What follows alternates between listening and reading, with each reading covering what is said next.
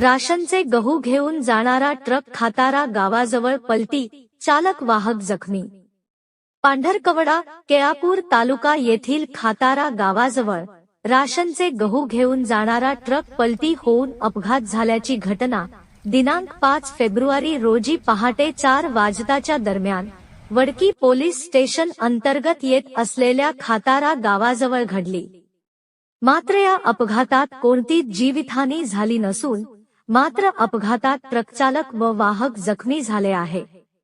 AP 02 TD 0786 या क्रमांकाचा truck मध्य प्रदेशातून बेंगलोर कडे राशनचे गहू घेऊन जात होता। त्या दरम्यान नॅशनल हायवे क्रमांक 44 वरील खातारा गावाजवळ मागून येणाऱ्या एका कंटेनरने गव्हाच्या ट्रकला ओव्हरटेक केल्याने यामध्ये ट्रक चालकाचे स्टेअरिंगवरील नियंत्रण सुटले व गव्हाचे 350 पोते भरलेला ट्रक पलटी झाला।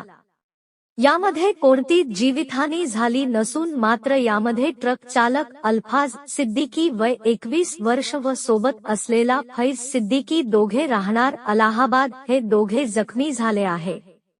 घटनेची माहिती वडकी पोलिसांना मिळताच घटनास्थळी ठाणेदार विजय महाले, चालक विनोद नागरगोजे, निलेश वाढी यांनी भेट दिली व लगेच रुग्णवाहिकेवर कार्यरत असलेले सलमान पठाण, शरीफ शेख यांना पाचारण करून जखमींना ग्रामीण रुग्णालय करंजी येथे हलविण्यात आले।